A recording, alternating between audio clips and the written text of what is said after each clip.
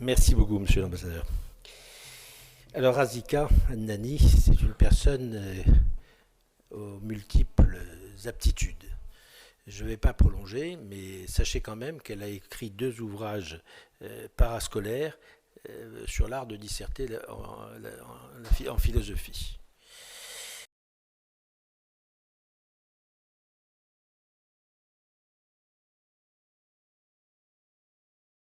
Mais elle n'a pas fait que ça. Elle a donné des conférences depuis 2014 à l'université de Caen, l'université populaire de Caen. C'est bien loin de nous, donc vous voyez, elle voyage en plus. Mais pas seulement. Elle est directrice fondatrice des Journées internationales de philosophie d'Alger, dont l'objectif est de donner à la philosophie une place sur la scène culturelle algérienne.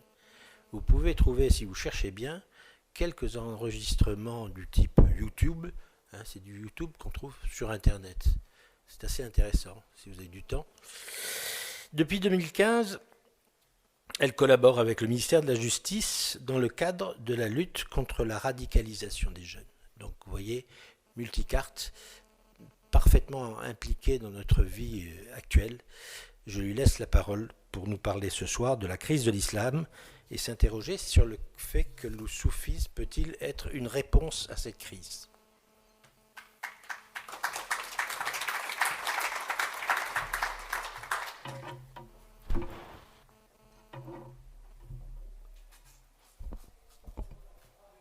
Bonsoir à toutes, bonsoir à tous. Merci Monsieur l'ambassadeur, merci Jean-François.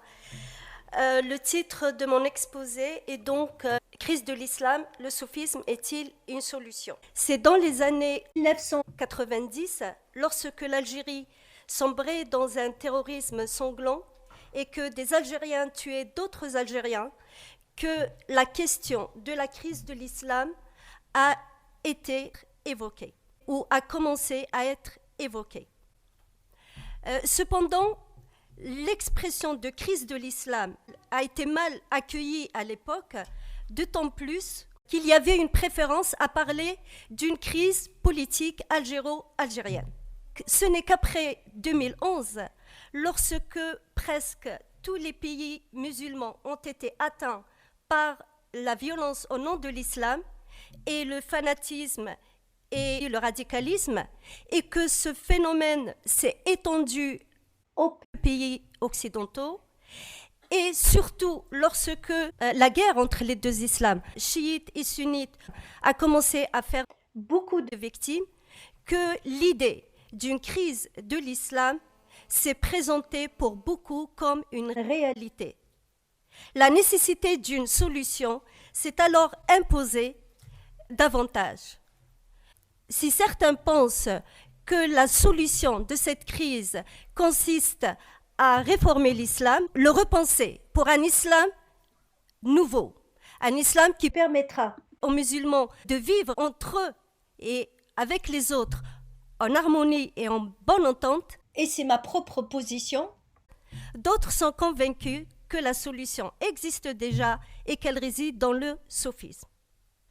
La question est de savoir quelles sont les raisons de cette fascination pour le soufisme et si le soufisme est réellement la solution pour la crise de l'islam aujourd'hui, si le soufisme permettra à l'islam et aux musulmans de sortir de cette crise. Évidemment, on ne peut pas répondre à ces questions sans connaître les principes sur lesquels se fonde le soufisme, sans avoir une connaissance des positions des soufis face aux grandes questions qui ont interpellé les musulmans et qui ont construit la pensée musulmane et influencé l'islam et la trajectoire de l'islam et a fait ce qu'il est aujourd'hui. Mais avant tout, revenons sur la définition du terme soufi. Concernant l'étymologie du terme soufi, d'où vient le soufisme, la version la plus connue est celle qui raconte que le terme soufi, en arabe sofi ou as-sofiya au pluriel, vient d'un autre terme arabe, sauf, qui veut dire laine. Les adeptes de cette version racontent que cette appellation vient du fait que les premiers adeptes du soufisme portaient des vêtements en laine, comme signe de leur ascétisme. La deuxième version est celle qui raconte que le terme soufi vient du grec sophia, qui veut dire sagesse, car les premiers soufis, avec leur comportement ascétique, représentaient une forme de sagesse. Sur le plan doctrinal, le soufisme est une manière de comprendre et de pratiquer l'islam. C'est une manière qui est fondée sur l'idée que l'islam est une religion et que toute religion est une spiritualité. Donc la pratique soufie, telle qu'elle est présentée par les premiers soufis, est caractérisée par la méditation dont le seul objectif est l'adoration de Dieu et l'union du croyant avec son Créateur. On raconte que les premiers soufis étaient des solitaires, des mystiques, des poètes, qui ne cherchaient que leur ascension personnelle envers Dieu. Voilà à peu près comment on représente la doctrine soufie. La question maintenant, comment le soufisme est-il né? Comment l'islam soufi est-il né? Car, en effet, le soufisme ou les soufis ont construit leur propre islam. Donc, on parle d'un islam soufi. Nous avons islam chiite, sunnite, il y a aussi l'islam soufi qui est un islam à part. Donc, comment l'islam soufi est-il né? Cette question divise les chercheurs et deux théories se disputent le sujet. La première théorie est celle qui raconte que le soufisme a des origines étrangères. Des origines exogènes, étrangères. Les adeptes de cette théorie racontent que le soufisme, ou font remonter les origines du soufisme au 8e siècle. Ils pensent que c'est à cette époque-là qu'il est né en Irak et exactement à Bassora, où plusieurs confessions cohabitaient. Les juifs, les chrétiens, les zoroastréens, les manichéens, les bouddhistes. D'autant plus qu'en Irak, il y avait beaucoup d'écoles philosophiques qui prospéraient, comme le néoplatonisme et le platonisme. Ces deux doctrines philosophiques, beaucoup font le lien entre le soufisme et ces deux doctrines philosophiques. Donc, les adeptes de cette théorie racontent que le soufisme est le résultat de tous ces éléments étrangers qui se sont infiltrés dans la société musulmane. Cette théorie est celle qui est adoptée par tous les adversaires du soufisme, évidemment. Les juristes, les salafistes, les traditionalistes, etc. Elle n'est pas la version des soufis et des adeptes du soufisme, qui, eux, pensent au contraire que le soufisme est né au sein de l'islam, que ses origines sont endogènes. Eux aussi font remonter les origines du soufisme aux prophètes et aux compagnons du prophète. Nous avons dans la première catégorie Mohamed Abdou, qui est le père du mouvement réformiste islamique du 19e siècle, qui pense que le soufisme n'est que le reliquat des croyances anciennes, perses et indiennes, auxquelles les premiers musulmans qui étaient basés en Irak au 8e siècle sont restés attachés. Dans la deuxième catégorie, nous avons le cheikh Khaled ibn Tounes, qui est le père spirituel de la confrérie al-Alawiya, qui pense que le soufisme est né pratiquement avec l'islam. On verra pourquoi pratiquement avec l'islam.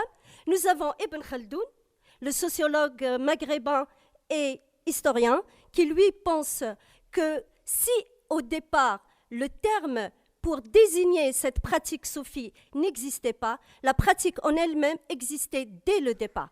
C'était une réalité dès le départ, c'est-à-dire dès la période du prophète et des compagnons du prophète.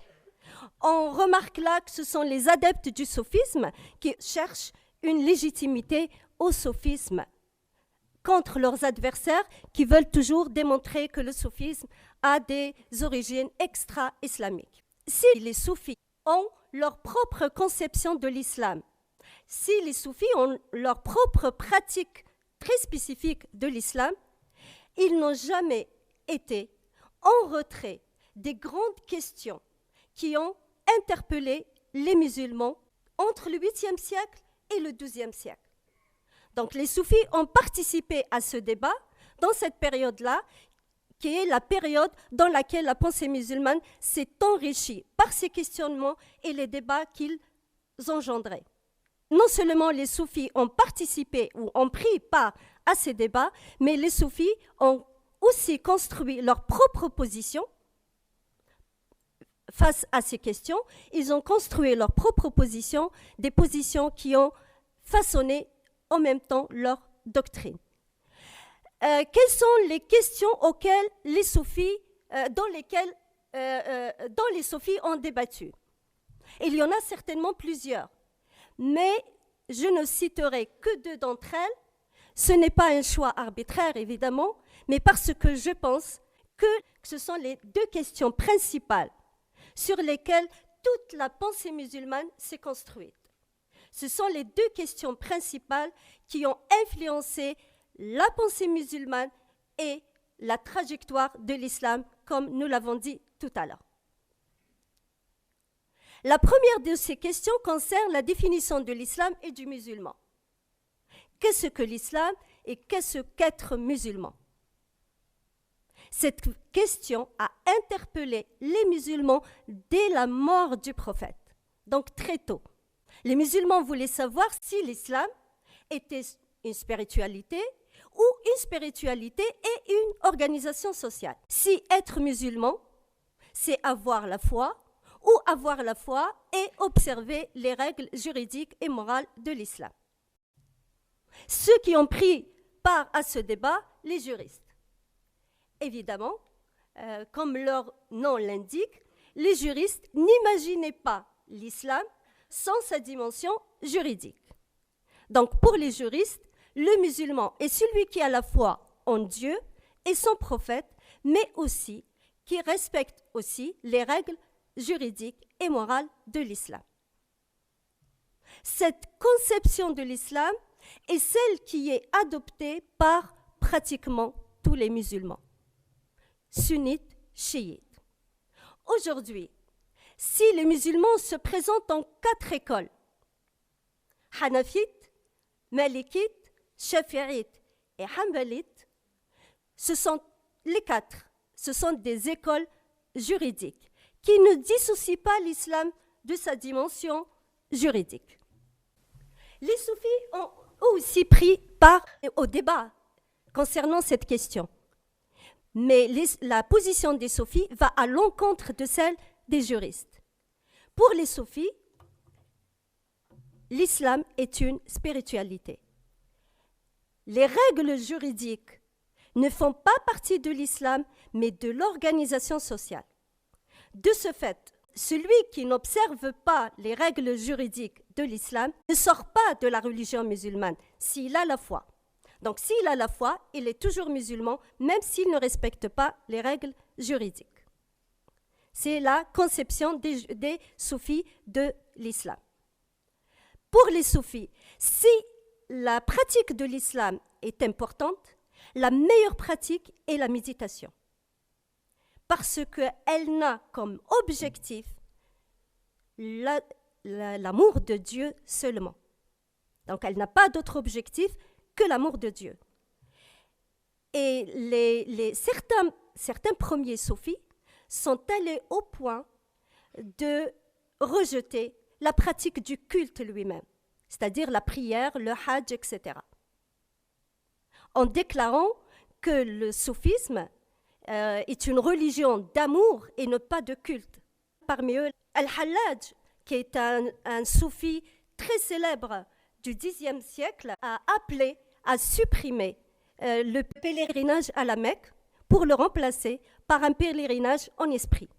Donc vous voyez un peu à quel point les soufis étaient plutôt dans un islam spirituel qu'un islam juridique et pratique, même la pratique du culte avec Al-Hallaj. Les plus grandes controverses qui ont opposé les soufis à leurs adversaires sont celles qui les ont opposés aux juristes. Donc les soufis accusaient les juristes de corrompre l'islam et de le transformer en code juridique, et les juristes reprochaient aux soufis de délaisser la pratique de l'islam. Les plus orthodoxes parmi les juristes accusaient les soufis d'être une secte hérétique. Ils ont même exécuté certains, parmi eux le Hallaj. La deuxième question qui est principale de la pensée musulmane est celle qui concerne la pensée comme source de connaissance. Cette question, elle aussi, a interpellé les musulmans dès la mort du prophète. Donc, dès la mort du prophète, les musulmans se sont posé la question. Ils voulaient savoir s'ils avaient le droit, en tant que musulmans, après l'interruption de la révélation, ils voulaient savoir s'ils avaient le droit d'utiliser leur propre pensée pour répondre à certaines questions juridiques qui n'avaient pas de réponse dans les textes et d'interpréter les textes eux-mêmes. S'ils avaient le droit d'utiliser leur propre pensée, la pensée humaine, pour interpréter des textes qui sont une parole divine. Ou, en tant que musulmans, ils devaient se limiter à la révélation. Cette question a divisé les musulmans en deux écoles antagonistes qui se sont... il y a eu des querelles intellectuelles entre les deux écoles pendant plusieurs siècles, du 8e siècle au 12e siècle. La première école est celle qui pense que la pensée doit intervenir et que la révélation n'est pas suffisante, car elle ne répond pas à toutes les questions. Les adeptes de cette école sont les Hanafites et les Mu'tazilites. Les Mu'tazilites est une école théologique rationaliste qui, dans le domaine notamment de l'interprétation des textes, pense que certains sens des textes est profond et que le commentateur a besoin d'aller chercher le sens dans les profondeurs des mots. Donc, il est obligé d'utiliser sa réflexion, sa pensée et surtout son raisonnement logique, car les Mu'tazilites étaient une école rationaliste. Donc, pour eux, pour éviter les contradictions dans l'interprétation des textes, il faut que le commentateur se réfère aux règles de la logique. Les Hanafites sont plutôt une école juridique. Donc, pour les Hanafites, les textes sont une source de connaissance, mais les textes ne répondent pas à toutes les questions. Donc, le juriste a le droit d'user de son intelligence pour répondre à ces questions qui n'ont pas de réponse dans les textes. C'est pour cela que cette école s'appelle l'école de l'opinion, car le juriste a le droit, ou pas le droit, mais il est obligé même d'utiliser sa propre opinion dans certains cas.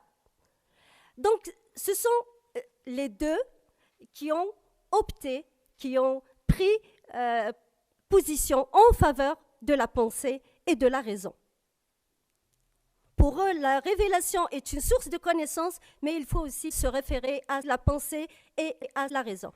Contre cette école, il y a les littéralistes, qui, eux, pensent que la pensée ne doit pas intervenir dans le sens des textes, dans le domaine juridique et dans le domaine de l'interprétation des textes. Donc la pensée n'a pas à intervenir, le sens des textes est apparent, le commentateur se contente de le prendre tel qu'il le voit.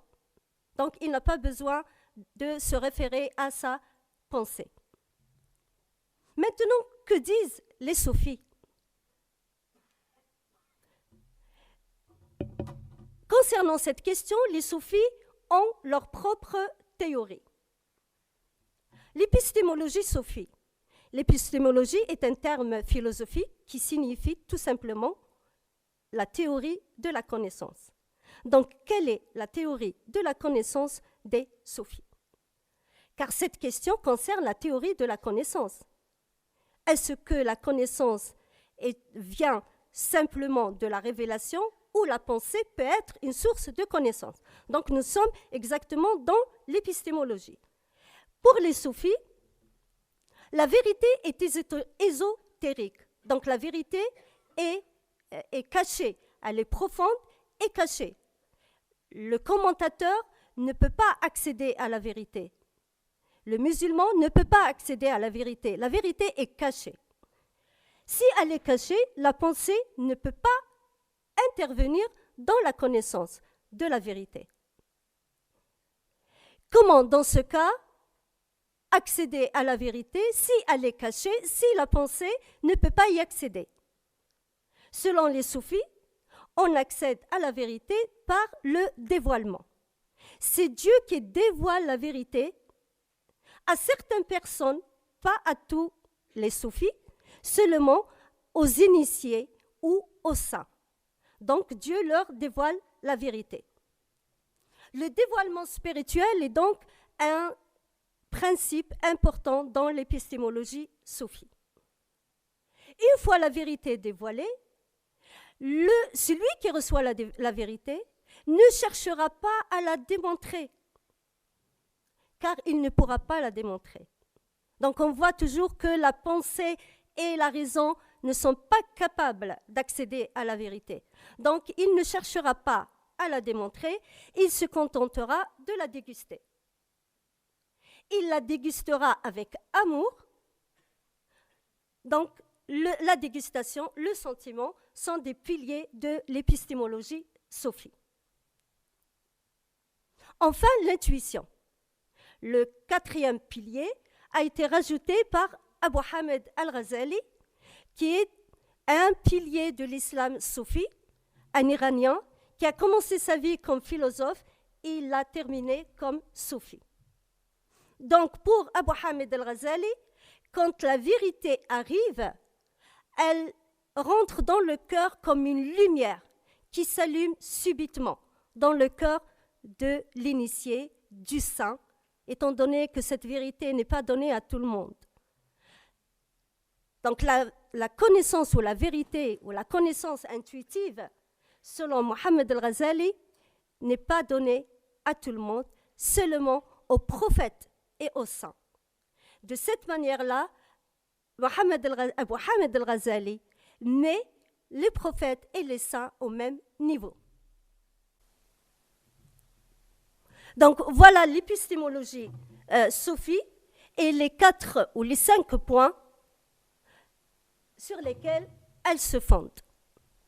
La pensée musulmane au XIIe siècle. Donc entre le 8e siècle et le XIIe siècle, il y avait des débats entre les différentes écoles. Au XIIe siècle,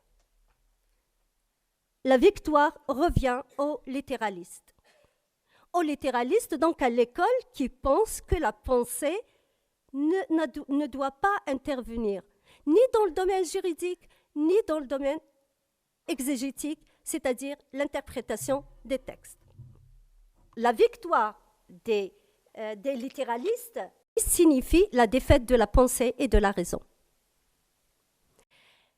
Et les littéralistes, évidemment, sont des juristes. Tout littéraliste est juriste par conséquent, étant donné qu'il prend le sens tel qu'il se présente et certains versets coraniques parlent et évoquent des règles juridiques qu'il prend directement. Donc, un littéraliste est forcément un juriste.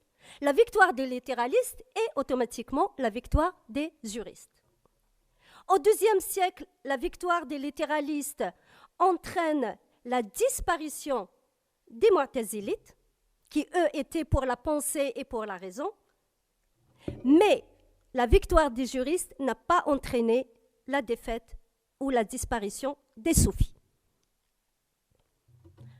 Donc, malgré la victoire des juristes, les soufis n'ont pas disparu au XIIe siècle, car tout simplement, il y a eu, entre les juristes et les soufis, il y a eu une forme de compromis. Les juristes ferment les yeux sur certaines pratiques soufis qu'ils considèrent comme des pratiques hérétiques, et notamment le culte des saints.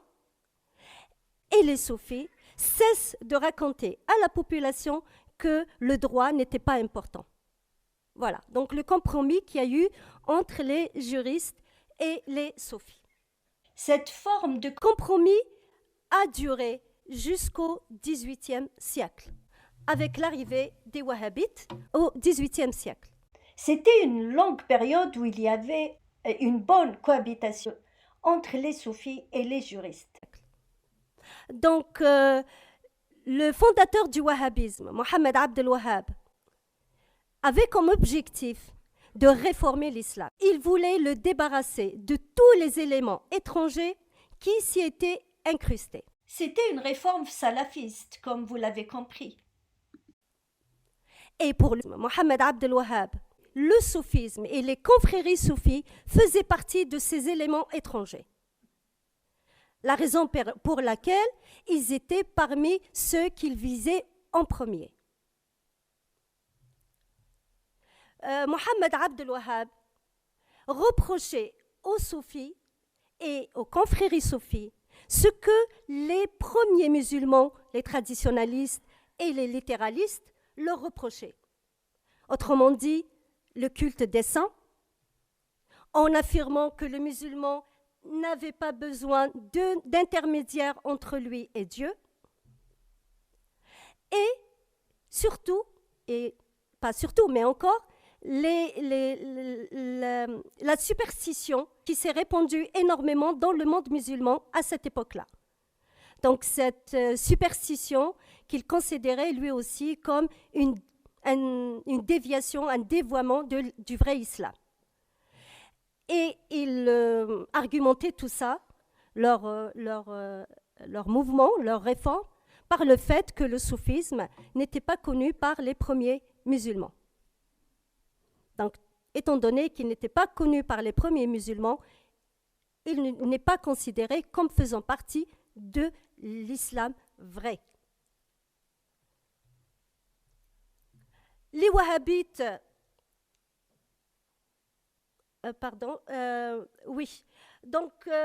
les wahhabites, la victoire des wahhabites vers environ 1980 signe l'affaiblissement, un recul, un net recul, donc un recul important du soufisme et des confréries soufis. La lutte des wahhabites contre le soufisme a fait que peu à peu les musulmans se sont éloignés de la doctrine soufie et des pratiques soufis. Cette lutte contre le soufisme n'était pas évidemment l'apanage des wahhabites. Tous les salafistes ont participé à cette lutte contre le soufisme et les confréries soufis. La victoire des wahhabites a des conséquences. La première conséquence, c'est la suprématie du juridique sur le spirituel. Donc l'islam est davantage représenté par sa dimension juridique, la charia, que par sa dimension spirituelle. L'idée que l'islam ne peut se réaliser que dans une société organisée selon les lois de la charia a engendré l'islam politique. Car les adeptes de cette conception de l'islam pensent ou sont convaincus que seule une action politique pourrait permettre à l'islam de se réaliser. Ce qui paraît un peu logique, étant donné que l'organisation sociale fait partie des affaires politiques. Le troisième élément, c'est que c'est la violence, dans ce cas-là, pour beaucoup, c'est présenté comme un élément, comme un moyen efficace pour éliminer tous les obstacles et permettre à l'islam de se réaliser. Un moyen efficace, mais aussi un moyen légitime, un moyen qui est même moral, étant donné que son objectif, c'est et son objectif est sacré, permettre à l'islam de se réaliser. Le troisième élément de ces conséquences, c'est la difficulté que rencontrent certains musulmans qui pensent qu'ils ne peuvent pas être musulmans que s'ils appliquent les lois de la charia, donc les difficultés qu'ils rencontrent à s'adapter aux nouvelles situations et à s'intégrer concernant les musulmans d'Europe dans la société européenne. Voilà un petit peu les conséquences de la victoire wahhabite salafiste. Donc beaucoup voient dans cette situation des signes d'une crise. Et beaucoup pensent, et même sont convaincus, que la solution ne viendra que du sophisme. Donc seul le sophisme peut remédier à cette situation. Donc le sophisme est la solution pour une grande partie de musulmans qui sont sympathisants du sophisme, mais pas seulement les musulmans ou pas seulement les sympathisants du sophisme. Nous avons aussi des personnes qui ne font pas partie du sophisme et qui pensent aussi que le sophisme est la solution qui permettra à l'islam de sortir de cette crise. Quels sont leurs arguments? Donc, quels sont les arguments de ceux qui pensent que le sophisme est l'ultime solution à la crise de l'islam aujourd'hui? Sans doute, la première raison de cette fascination pour le sophisme vient du fait que le sophisme se présente comme une religion de spiritualité. Donc certains pensent que le sophisme mettra l'équilibre entre la dimension juridique et la dimension spirituelle de l'islam. Car justement, la crise vient d'un déséquilibre entre les deux dimensions. D'autres pensent que le soufisme mettra de l'équilibre entre la dimension juridique et la dimension spirituelle de l'islam. Car justement, la crise vient d'un déséquilibre entre les deux dimensions. D'autres pensent que le soufisme permettra à l'islam de retrouver sa nature en tant que religion de spiritualité uniquement. Donc nous avons deux versions un peu différentes. Ça, c'est la première raison. La deuxième raison est certainement le fait que le soufisme revendique une religion d'amour. Donc on voit dans ce discours de l'amour que chantent beaucoup les soufis, et je dis chantent parce que la majorité de soufis sont des poètes, surtout les anciens soufis étaient des poètes. Donc ils ont beaucoup chanté la religion de l'amour. Donc beaucoup voient dans cet amour un antidote qui mettra fin à la violence qui mine les sociétés musulmanes aujourd'hui. Le troisième élément ou le troisième argument, c'est que le pilier de l'islam soufi est la méditation, qui n'a comme objectif que l'amour du divin. Or, dans l'expérience spirituelle qui est la méditation, quand elle n'a comme objectif que l'amour du divin, toutes les religions se valent. Autrement dit, un juif, un chrétien, un musulman, nous pouvons tous méditer ensemble si nous n'avons aucun autre objectif que l'amour de Dieu. Donc voilà les trois arguments que je peux donner qui expliquent cette fascination pour le soufisme. Maintenant, le soufisme est-il réellement la solution pour sortir de cette crise? Je dirais le soufisme comporte en effet des éléments intéressants et des principes importants qui ne peuvent que séduire. Mais si certains pensent que le salut de l'islam est de devenir ou d'être la religion de la spiritualité uniquement, le soufisme, dans ce cas-là, n'est pas la solution. Car si les premiers soufis voulaient réellement une religion de spiritualité uniquement, leurs successeurs avaient changé leur position ou par rapport aux recommandations juridiques. Depuis le compromis entre les juristes et les soufis, les soufis soulignent en effet l'aspect spirituel du soufisme, mais ne négligent pas les lois juridiques. Donc ça, c'est un point important entre le soufisme, les premiers soufis et le soufisme d'aujourd'hui. Pour ma part, ce qui me gêne le plus dans le soufisme, c'est sa théorie épistémologique. Autrement dit, sa théorie de la connaissance. Nous avons vu que dans le soufisme, dans cette théorie de la connaissance soufie, il n'y a de place ni pour la pensée, ni pour la raison. La révélation, elle seule, est source de connaissance, car le dévoilement est une autre forme de révélation. Donc, dans le soufisme, l'être humain, si je peux dire, n'a pas de place autant qu'être qui réfléchit et qui raisonne. Il reçoit la vérité, il ne la construit pas. Et c'est ça qui gêne pour moi dans la théorie soufie. Évidemment, je considère que la crise de l'islam n'est pas due uniquement à la suprématie de la dimension juridique sur la dimension spirituelle, mais elle est due aussi et surtout à l'inertie de la pensée et au blocage de la raison. Donc c'est surtout un problème de pensée et de raison. Et concernant ce problème-là, le soufisme est un acteur dans cette crise, étant donné qu'au XIIe siècle, quand il y a eu la défaite de la pensée et de la raison, dont on a parlé tout à l'heure, les littéralistes n'étaient pas les seuls acteurs ou les seuls artisans de cette défaite. Les soufis ont joué un rôle important dans cette défaite.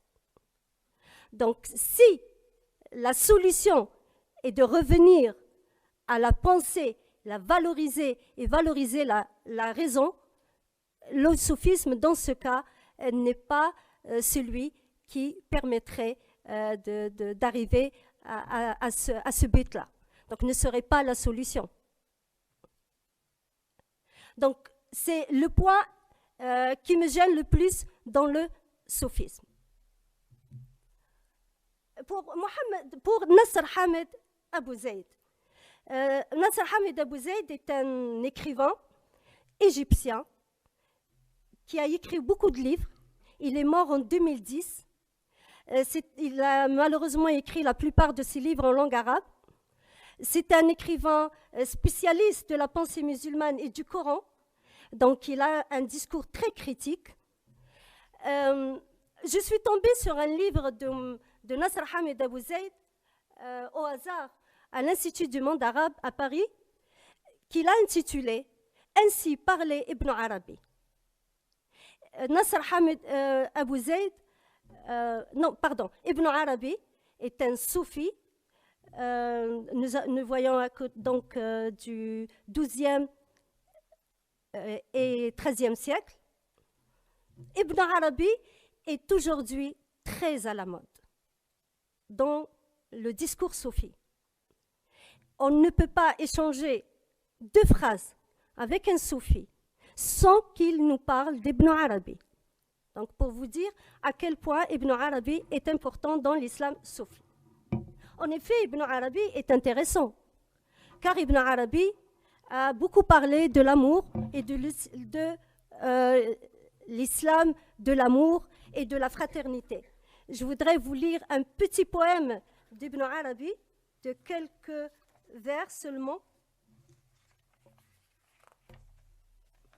dans lequel il dit « Mon cœur est devenu capable de toutes les formes. Une prairie pour les gazelles, un couvent pour les moines, un temple pour les idoles, une Kaaba pour les pèlerins, les tables de la Torah, le livre du Coran.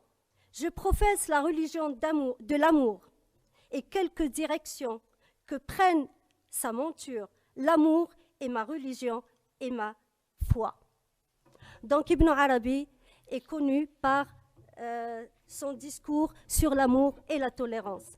Néanmoins, Nasr Hamed Abou Zeid, dans ce livre, lève le rideau sur une autre facette d'Ibn Arabi. Il nous raconte qu'Ibn Arabi, dans un de ses livres, qu'il a intitulé La conquête de la Mecque,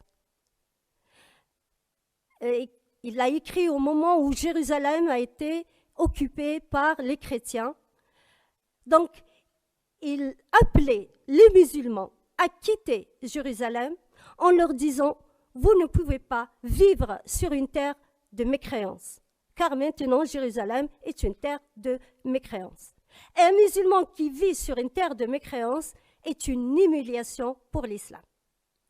Donc, ce que nous raconte Nasr Hamed Ibn Abou Zeid dans ce livre, il veut seulement nous mettre en garde contre la sublimation du soufisme et de certains principes soufis. Même s'ils sont intéressants, il faut toujours essayer de rester dans la réalité et non pas et ne jamais aller dans la sublimation, car la sublimation déforme la réalité. Et en conclusion, je dirais que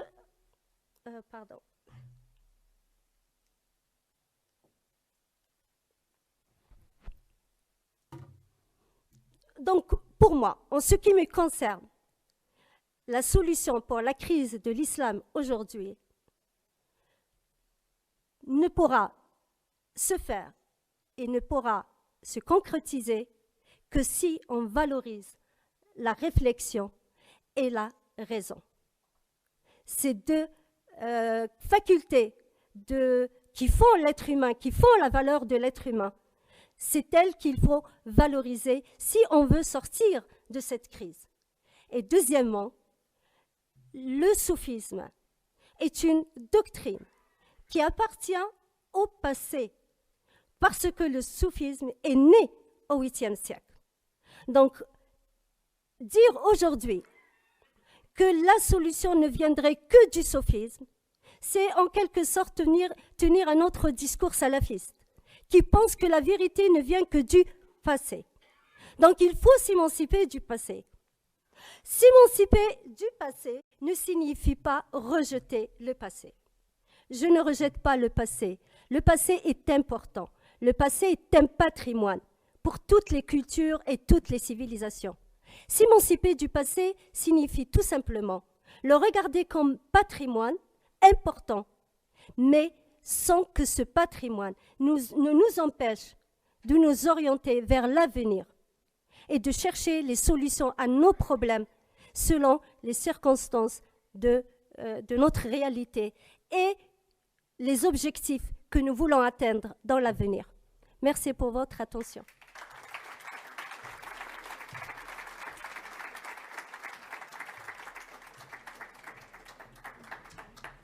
Bien, on va passer aux questions. Je vous demande de... Oui, ça ne m'étonne pas. Mais tu es bref, hein?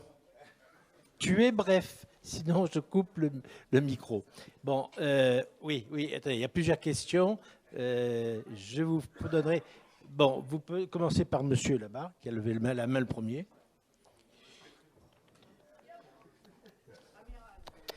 J'ai vu. Monsieur là-bas, en haut. Mais il y a beaucoup de questions, donc je vous demande d'être très bref dans vos questions. Oui, voilà. Alors, je vais essayer, donc, Jean-François, d'être bref. Alors, je suis soufi moi-même de la Tariqa Alaouia. Et je m'inscris en faux sur, on va dire, 75% des choses que vous aviez exprimées. Notamment sur le fait que, les soufis n'acceptent que la révélation. C'est archi faux. Averroès, grand philosophe, commentateur d'Aristote, et plus que il a fait plus que du commentaire. J'en veux pour preuve aussi Ibn Sina. Ibn Sina, c'est Avicenne, et c'est le père de la phytothérapie. Il y a une liste comme ça qui est énorme. L'opposition que vous faites entre le côté juriste et le côté soufi, c'est archi faux, encore une fois, puisque Averroès est juriste. Razali est juriste. En plus, ce que, comment dire, mais par contre, et j'arrête là, vous avez essayé d'être succincte. C'est un sujet extrêmement compliqué. Je peux vous garantir que les soufis ne se réclament jamais comme étant la solution. Ça, c'est quelque chose d'important. Et puis, une autre question, donc là, j'en viens. Ne pensez-vous pas que dans ce qui s'est passé dans l'histoire de l'autre côté de la Méditerranée et dans le rapport entre la société civile, ce qui veut gouverner, et la spiritualité, c'est un petit peu le contraire qui s'est passé, dans le sens où c'est la spiritualité qui a, comment dire, qui a séparé le monde de la citoyenneté. Voilà. C'est-à-dire qu'en France, ce qu'on a fait, c'est le contraire, c'est-à-dire qu'on s'est libéralisé, on a créé la laïcité, tandis que non, d'autre côté, c'est le contraire. Ce sont les spirituels qui ont dit non, non, la vie sociétale a sa vie à part entière. Voilà. Merci d'avoir été bref. Enfin, Oui. moyennement bref. Concernant Ibn Rushd, Ibn Sina, etc., moi, ce que je peux dire, quand on parle du soufisme et qu'on essaye de citer certains noms, on retrouve pratiquement tous les noms des penseurs musulmans, comme si tout le monde fait partie du soufisme. Ça, c'est une question qui me paraît un peu... il faut chercher vraiment à savoir si c'est vrai ou pas. La deuxième chose, parce que je vais vous dire une chose, c'est que dans le livre de Khaled ibn Tounes, Vivre l'islam, il considère que Mohamed Abdou est un soufi, alors que Mohamed Abdou lui-même a pris position contre le soufisme et contre les confréries soufis et contre la superstition qu'il considère comme étant les conséquences des confréries soufis. Et Mohamed Abdou, dans son livre écrit en arabe, l'islam et le civisme, il dit exactement que le soufisme est le reliquat des croyances étrangères, anciennes, perses et indiennes qui se sont infiltrées dans la société musulmane. Ça, c'est Mohamed Abdou et je vous parle de son livre. Pourtant, quand j'ai pris le livre de Khaled ibn Tounes, je trouve qu'il cite Mohamed Abdou comme un soufi. En réalité, moi, je reste sceptique. Ça, premièrement. Deuxièmement, qu'il y ait des contradictions dans l'être humain, oui. L'être humain, il porte en lui des contradictions. Donc moi, ce que j'ai analysé, c'est la doctrine soufie, telle qu'elle se présente et telle qu'on la présente. Après, les soufis ont-ils eux-mêmes des contradictions dans leur comportement ? Je ne peux pas douter de ça. L'être humain, comme je l'ai dit, et lui-même porte en lui-même des contradictions. Mais qu'on me dise Averroès, Ibn Sina et tout, moi je vous donne juste l'exemple de Mohamed Abdou et ce que j'ai lu dans le livre de Khaled ibn Tounes. Tu réponds à la deuxième partie de la question. La deuxième partie. La confrontation avec ce qui s'est passé dans l'Occident. Tu répètes ta question ? Je ne me rappelle pas de la deuxième question. Vous lui donnez un micro pour qu'il puisse répéter sa deuxième partie ? Je disais qu'en Occident, c'est donc début du XXe siècle, c'est la laïcité qui est venue, qui s'est mise en place. Oui. Tandis que de l'autre côté de la Méditerranée, c'est le contraire qui s'est passé. C'est la spiritualité qui a mis la société civile en dehors de la sphère spirituelle. Et pour que, pardon, je termine, et pour que, comment dire, pour que justement il n'y ait pas d'argumentation par rapport à une spiritualité pour pouvoir appliquer une forme de gouvernance. Voilà. Bien, Je merci. me demandais ce que vous en pensez là-dessus. Oui, merci. Pour l'Occident qui a mis fin à la spiritualité et le monde musulman qui est resté encore dans la spiritualité, il faut savoir que le monde musulman, à partir de la deuxième moitié du XXe siècle, est devenu pratiquement salafiste ou wahhabite. Donc la spiritualité et le soufisme tel qu'on le présente comme religion de la spiritualité a été mis à l'écart. Donc on ne parle pas vraiment de la spiritualité dans ce cas-là, mais d'un islam plutôt juridique qui s'est imposé dans le sud de la Méditerranée à la fin du XXe siècle. Maintenant, Est-ce que la spiritualité est importante comme équilibre dans cette vie? Évidemment, on ne nie pas la spiritualité, mais la spiritualité qui pousse vers la superstition, qui ne laisse plus de place à l'être humain, qui fait que l'être humain attend toujours que la solution lui vienne d'en haut ou, je ne sais pas, de la part d'autres forces surnaturelles. C'est ça qui a fait le plus tort à l'islam soufi et à la spiritualité, si je considère que l'islam soufi représente la spiritualité en islam. Mais ce n'est pas vraiment vrai, parce que l'islam, il porte la spiritualité aussi en lui. Quand un musulman fait la prière, même s'il est salafiste, etc., au moment de la prière, il est dans la spiritualité, même s'il donne plus d'importance au côté juridique, à la dimension juridique, mais on ne peut pas dire que la spiritualité n'existe pas du tout dans l'autre camp. Ok, monsieur, vous avez une question à poser? Bon, alors, allez-y, madame. Allez-y. Oui. Oui, allez-y. Quand vous parlez de l'islam soufi, vous faites appel à l'humilité. Ça rappelle un principe du christianisme. Et notamment, ça me rappelle le livre, un livre très court d'un Italien qui s'appelait Massimo Cacciari sur Jésus. Et il présentait alors le Jésus de Nietzsche. Je ne sais pas si... Il présente Jésus comme étant une étape vers l'islam. Et je pense que cette étape-là, c'est pas vers n'importe quel islam, c'est vers l'islam soufi. Et alors après, ça nous pose la question, parce que c'est vrai que l'islam est reconnu comme étant une religion qui, peut-être davantage que les autres monothéismes, a tendance à déborder sur la sphère du politique, sphère publique et sphère privée. Normalement, la religion est reléguée à la sphère privée, et l'islam, dans sa classique, celui qui prône les différents piliers et l'importance du culte et du rite, est celui qui déborde. Quelle est votre question? Sur la vie publique. Quelle est votre question? Oui, mais il y a d'autres personnes qui ont des questions à poser. D'accord.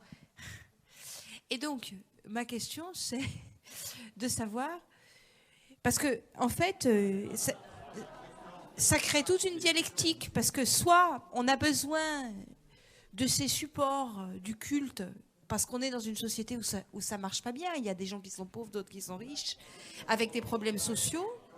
Donc le jeûne, la prière en collectivité, ça aide. Bon, soit, attendez, j'ai fini. Mais posez votre question. Soit on est dans une société qui fonctionne bien, posez votre question, et où là on peut vous se plaît. permettre d'être spirituel et de pratiquer le soufisme. Et ma question, c'est de savoir est-ce que les soufistes réellement appellent à une relégation du religieux à la vie privée, en se refusant à ce qu'elle déborde sur la vie publique. Parce que c'est essentiel dans notre société où on parle de laïcité. Merci. Je peux finir quand même. Écoutez, madame, l'organisation de ces conférences est prévue pour qu'un conférencier s'exprime et que vous posiez vos questions. Si vous avez un débat à entretenir, je vous invite à le faire à l'occasion du rafraîchissement qui est fait pour ça. Mais là, il y a plusieurs personnes qui veulent poser des questions. Il n'est pas normal que vous confisquiez le débat.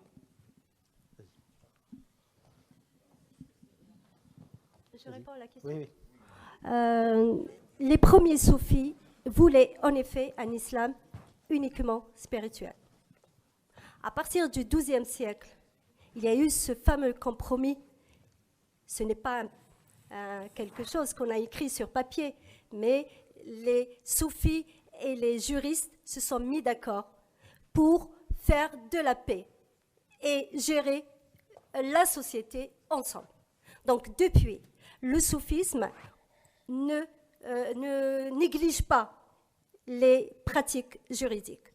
Et vous pouvez voir ça dans la réalité des pays musulmans où le soufisme se pratique encore.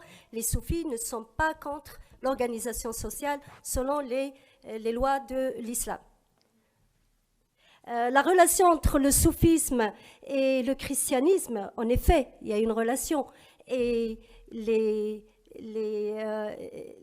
salafistes, justement, reprochent aux soufis ce lien entre eux et le christianisme.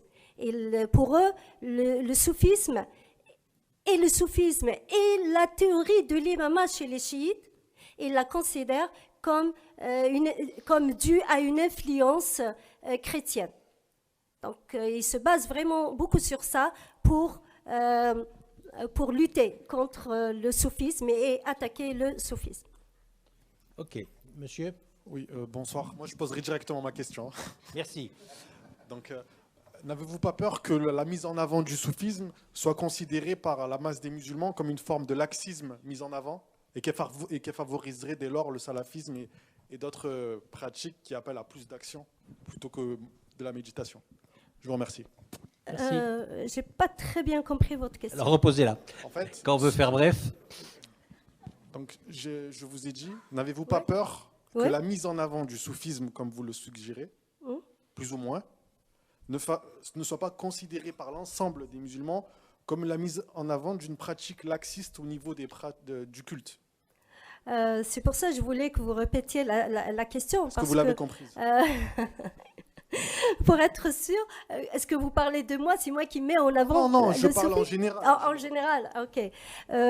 En général, il y a évidemment des personnes qui pensent que le soufisme est une solution. Et si j'ai choisi ce sujet pour le débattre avec vous, c'est parce que lors de mes conférences, plusieurs fois, le soufisme, cette question du soufisme m'a été posée en me disant « mais il y a une solution, elle réside dans le soufisme ». C'est pour ça que j'ai choisi cette question. Et ce qui me gêne dans le soufisme, c'est plutôt sa position par rapport à la pensée et la superstition qui s'est vraiment répandue dans les sociétés musulmanes entre le XIIe siècle et le début du XXe siècle. Pendant cette période-là, le soufisme a connu sa période de prospérité. Et c'est la période du déclin, la période de la superstition, du déclin et du retard du monde musulman. C'est ça qui gêne beaucoup plus pour moi dans cette idée-là de croire que le soufisme puisse être vraiment la solution qui permettrait à l'islam de sortir de cette crise. Moi, j'ai deux questions. La première question, tout à l'heure, vous avez évoqué, si j'ai bien compris au début de votre intervention, vous avez classé, il y a le chiisme, il y a le sunnisme et il y a le soufisme. Mais il y a quand même des soufis chez les chiites et des soufis chez les sunnites. Donc, à un certain moment, Rabi' al-Adawiya, par exemple, qui est la sainte patronne de Bassora, revendiquée par les chiites et revendiquée par les sunnites. Donc, moi, je trouve que le lien entre le soufisme et le chiisme est plus fort encore que le lien entre le soufisme et le sunnisme. En effet, il y a des soufis chez les chiites et il y a des soufis chez les sunnites. Mais le lien est plus important entre le soufisme et le chiite que entre le soufisme et le sunnite. Merci, Amiral. Merci, Madame la conférencière. Je souhaiterais savoir actuellement quelle est la part du soufisme dans le monde musulman.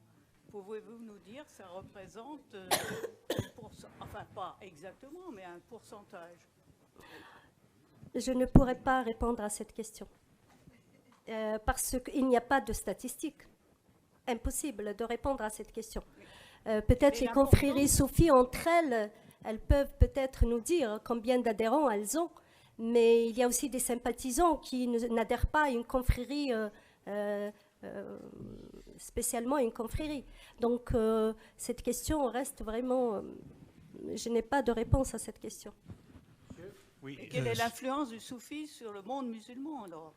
Le soufisme commence à vouloir revenir parce qu'avec la victoire des wahhabites, le soufisme a connu un net recul. Et aujourd'hui, on assiste à un retour au soufisme, on assiste à une réhabilitation des confréries soufis. J'ai constaté cela en Algérie vers 2000, 2001, 2003, quand j'ai commencé à constater qu'à travers la télé, il y avait beaucoup d'émissions qui encourageaient le soufisme, qui parlaient du soufisme, etc. Et j'ai compris qu'à l'époque, on utilisait vraiment le soufisme comme pour contrer la violence qui minait la société algérienne à l'époque. Donc on s'est dit, voilà le problème, s'il y a la violence aujourd'hui, c'est parce que le soufisme est affaibli. Donc il faut réhabiliter le soufisme pour contrer cette violence et revenir un petit peu à un équilibre social. En fait, une première question simple. Pourquoi les derviches tourneurs sont-ils associés au soufisme? Ça, c'est la première question. Et deuxièmement, là, on a parlé du soufisme à la fois chez les chiites et les sunnites. Comment peut-il y avoir une différence, en fait, soufisme, sunnite et chiite? Comment ça peut s'accorder? C'est ça, je comprends pas bien. Voilà. Toutes les confréries soufis sont basées, premièrement, sur la méditation comme le pilier de l'islam soufi, mais toutes les confréries soufis sont aussi organisées autour des moments de méditation qui s'accompagnent par des chants et des danses.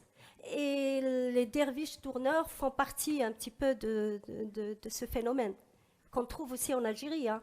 Il y a des gens aussi, des soufis qui dansent, mais différemment. Mais ils dansent aussi. Donc le soufisme s'organise, ils organisent ce qu'on appelle halaqat dhikr, c'est pour rappeler le nom de Dieu plusieurs fois, mais avec une forme de danse. Et souvent, ils répètent le même nom de Dieu hein, durant toute... Oui.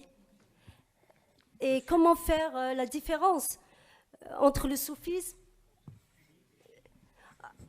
Les sunnites et les chiites, c'est disons qu'un soufi est un petit peu à part. J'ai dit c'est une manière de comprendre et de pratiquer l'islam qui est différente des autres. Même s'il a des liens, évidemment. Oui, bonjour. Oui, bonjour.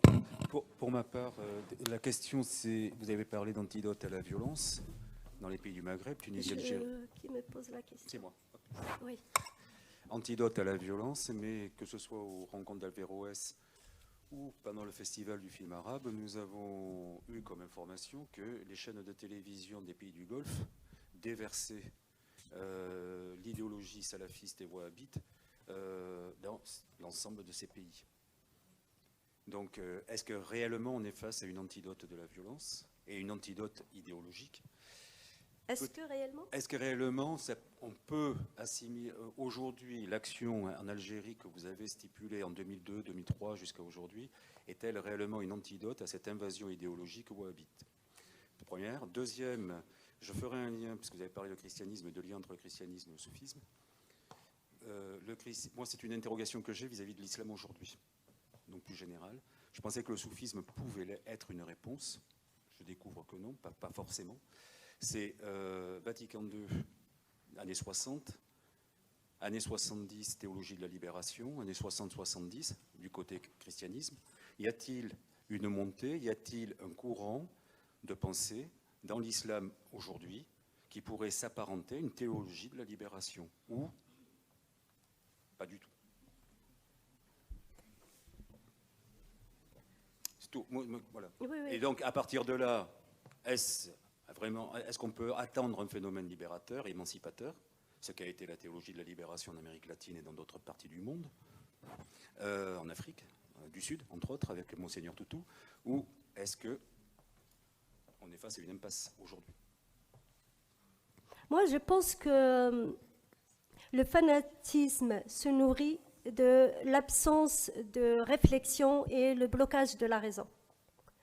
Donc, dans une culture où la raison est bloquée, le fanatisme peut se proliférer.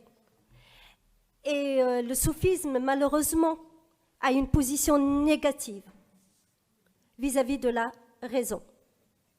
Pour lui, la vérité ne se démontre pas. La vérité n'est pas accessible, ni par la spéculation intellectuelle, ni par la perception sensorielle.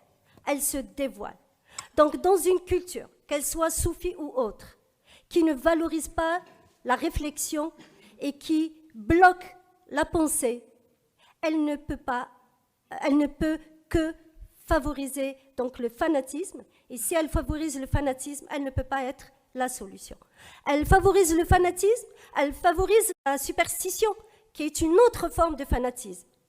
Donc, toute culture et toute théorie qui ne valorise pas les facultés intellectuelles de l'être humain, sa faculté de réfléchir et de raisonner, est un terreau favorable au fanatisme.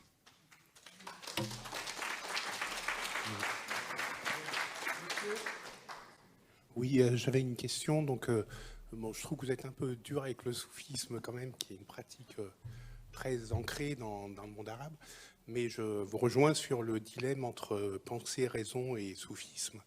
Et ma question, elle porte justement sur le mortazilisme. Pourquoi le mortazilisme, qui a été l'idéologie officielle du califat sous Al-Mamoun pendant quand même un demi-siècle, pourquoi est-elle, qui contient à mon avis un certain nombre de réponses actuelles sur l'islam, pourquoi est-il si peu connu dans le monde musulman, tout ça, alors qu'il a été une idéologie très importante au IXe siècle en particulier. Voilà.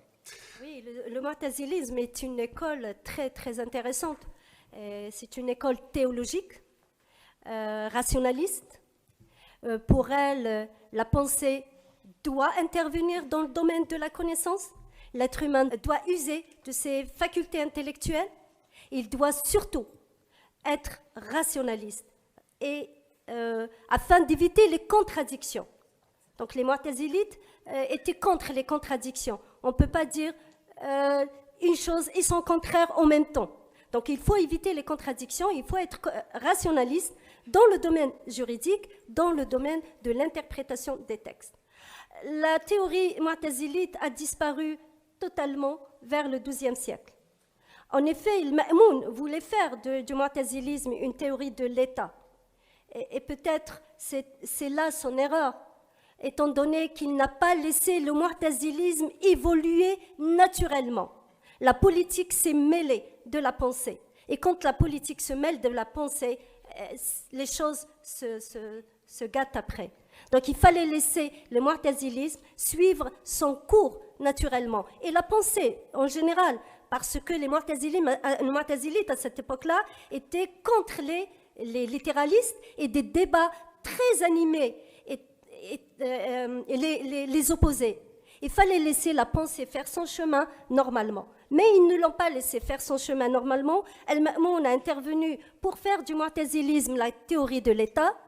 Après le Ma'moun, il y a eu un autre calife, un deuxième, le troisième, Al-Mutawakkil, qui lui décide de faire le contraire et de faire de la théorie du Coran incréé, qui est une théorie des littéralistes, la théorie de l'État.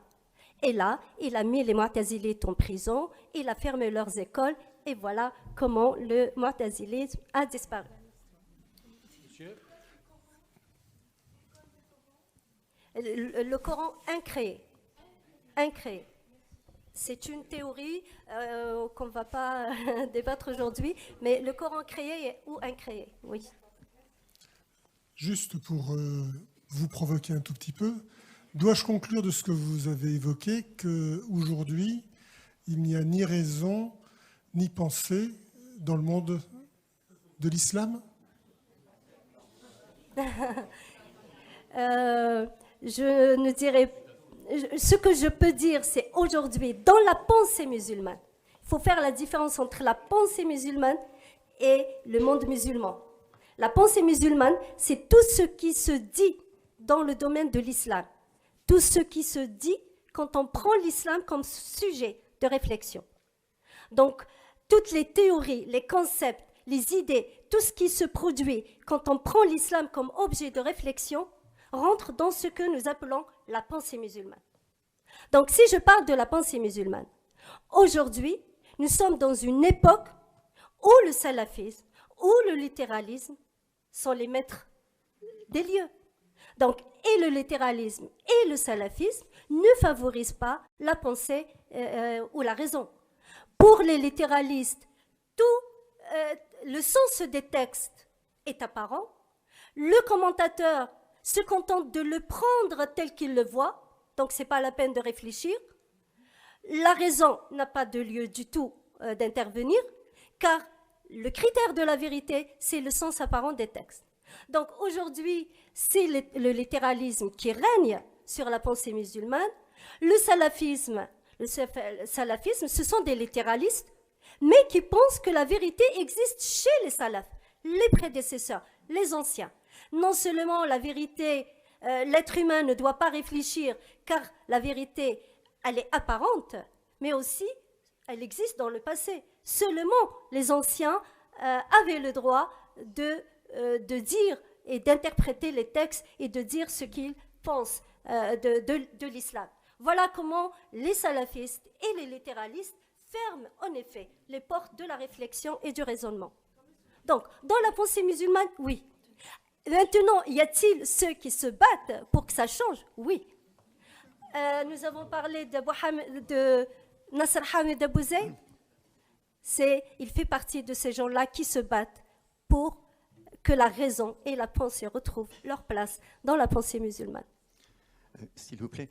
Oui. Ne pensez-vous pas qu'un philosophe comme Abdelnour Picard, qui dit s'inspirer du soufisme, ne fait pas preuve en effet de raison et d'élargissement, de largeur d'esprit dans sa lettre à mes frères musulmans, par exemple? Les soufis n'ont jamais tenu un discours comment dirais-je, contre l'autre et contre la paix et la tolérance. Ils n'ont jamais tenu ce discours. Donc, Bédard tient vraiment un discours d'un soufi qui prône la paix, et qui la tolérance, aussi le fait d'aller vers l'autre. Il tient évidemment ce discours. Et qui crée des passerelles. Le soufisme ne tient jamais un discours contre, je viens de le dire, contre l'autre, contre un discours intolérant, etc. Ce qui gêne dans le soufisme, c'est sa position vis-à-vis de la pensée et de la raison. Parce que, quoi qu'il soit, quand on arrive aux facultés intellectuelles, à la vérité, on trouve que dans le soufisme, la vérité est révélée et la pensée n'intervient pas. Et c'est ça qui pose problème. Et c'est ça qui a conduit à la superstition qui s'est répandue dans le monde musulman, notamment à la fin du XXe siècle, du XIXe siècle. La superstition était répandue partout dans le monde musulman. Puisque j'évoque Abdelnour Picard, est-ce que vous ne pensez pas justement que dans cette lettre à mes frères musulmans, il n'est pas question de superstition, il est question d'appel à la raison? Ne pensez-vous pas? Tout dépend ce que vous entendez par le mot raison. Parce que le mot raison... Je réponds à votre question. Oui, le mot raison peut avoir deux sens. Raison, il peut avoir le sens de sagesse. Si vous l'utilisez dans ce sens-là, en effet. Moi, je ne l'utilise pas dans ce sens-là. J'utilise le mot raison dans le sens de la rationalité. Donc, il y a une différence. On doit faire juste attention quand on utilise le mot raison. Certains l'utilisent dans le sens de sagesse. En effet, c'est un discours de sagesse, donc de raison. Mais, je viens de le dire, que je l'utilise dans le sens de rationalité. Attendez, monsieur, il ne faut pas établir un dialogue. Par ailleurs, je demande à ce que vous parliez dans un micro, sinon on ne vous entend pas. Bon, dernière question. Moi, ma question, c'est, vous avez évoqué à plusieurs reprises les superstitions qui obéraient la pensée dans le monde musulman. Oui. Et est-ce que vous pouvez donner des exemples de ces superstitions qui se sont, disons, implantées dans la pensée musulmane? Parce que bon, la superstition, il y en a partout. Hein. Oui, la superstition, il y en a partout, en effet. La superstition, quand elle arrive au point où l'être humain ne prend plus son destin en main, c'est là où elle devient un problème. Et dans le monde musulman, surtout entre le XIIe Et jusqu'à la fin du 19e siècle, ce genre de superstition était très répandu. Où on attend que tout nous vienne d'en haut. Pas de volonté, on ne prend pas le destin en main, et c'est ça la superstition qui est dangereuse. Après, les êtres humains, ils sont tous un petit peu superstitieux d'une certaine manière, et à des degrés. Mais si on arrive au point où notre destin, notre avenir, notre vie est géré par des forces surnaturelles qui décident à notre place, là, ça devient un problème. Bien, il me reste à remercier Razika.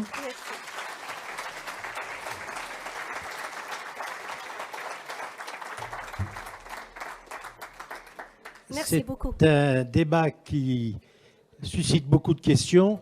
Je vous invite, comme à l'habitude, à partager un verre de rafraîchissement, ce qui vous permettra, pour ceux qui ont des questions rentrées ou des besoins de développer le débat, de continuer à interroger Razika derrière. Merci à tous.